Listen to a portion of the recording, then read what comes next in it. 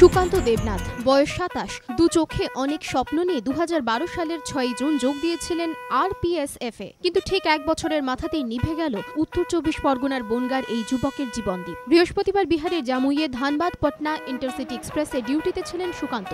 সংখ্যায় অনেক বেশি ছিল মাওবাদীরা, তবুও পিছিয়ে যাননি এই বাঙালি জওয়ান। লড়েছিলেন শেষ মুহূর্ত পর্যন্ত, কিন্তু চাকরিতে যোগদানের এক বছর পূর্তির দিনেই মাওবাদীদের বুলেট ঝাঁঝরা করে দেয় সুকান্তকে। খিউল স্টেশনে যখন ট্রেন পৌঁছয় ততক্ষণে সব শেষ। শুক্রবার গভীর রাতে তাঁর কফিনবন্দি দেহ চকচৌবেরিয়ার বাড়িতে পৌঁছয়। ঘরের ছেলেকে এভাবে ফেরত পেতে হবে ভাবেননি সুকান্তর পরিবার। শনিবার সকালে সুকান্তকে গান স্যালিউটে শ্রদ্ধা জানান সহকর্মীরা। সেই মাঠ যেখানে একসময় চাকরির জন্য ঘাম ঝরাতেন সুকান্ত, কিন্তু আজ সব অতীত।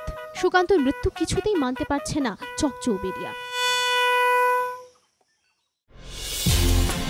কিশোরীর পচা কলা দেহ উদ্ধার, চাঞ্চল্য মুর্শিদাবাদের রানীতলায়। পুলিশ সূত্রে খবর, ১১ই জুন থেকে নিখোঁজ ছিল সোনাডাঙ্গা গ্রামের বাসিন্দা ওই কিশোরী। ১২ই জুন রানীতলা থানায় নিখোঁজ ডায়েরি করে পরিবার। আজ সকালে গ্রামের একটি পাট ক্ষেত থেকে উদ্ধার হয় ওই কিশোরীর দেহ। পুলিশের প্রাথমিক অনুমান, ধর্ষণ করে খুন করা হয়েছে তাকে। মৃতের পরিবারের অভিযোগ, খুনের নেপথ্যে রয়েছেন ওই গ্রামেরই বাসিন্দা হকদার শেখ। ঘটনা তদন্ত শুরু করেছে পুলিশ। শিবুর ছক বানচাল, নেপালে পালানোর সময় কি পুলিশের জালে ব্যারাকপুর কাণ্ডের মূল অভিযুক্ত? শিবু যাদব অভিযোগ অস্বীকার করলেও অন্তত এমনটাই ধারণা পুলিশের। ব্যারাকপুরের সাংবাদিক নিগ্রহ কাণ্ডে অভিযুক্ত শিবু যাদবকে শুক্রবার ৩ দিনের ট্রানজিট রিমান্ডের নির্দেশ দেয় বিহারের একটি আদালত। শিবুর দাবি, ব্যারাকপুর ফিরে আত্মসমর্পণ করতেন তিনি। রাজনৈতিক পরিচয় নিয়ে শিবু জানান, তিনি কোন দল করেন সেটা সবাই জানে।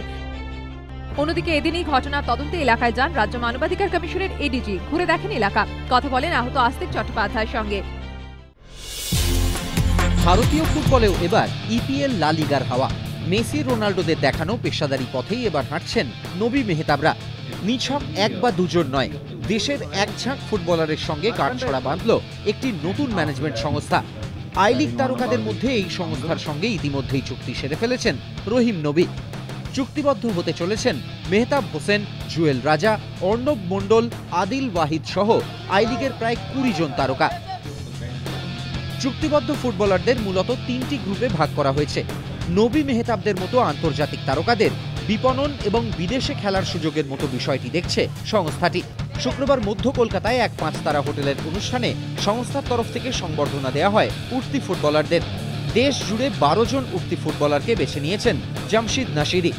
এদের মধ্যে রয়েছেন বিশ্বজিৎ সর্দার, কৃষাণু সাঁতরা, সঞ্চয়ন সমাদ্দারের মতো বাংলার ৩ ফুটবলারও।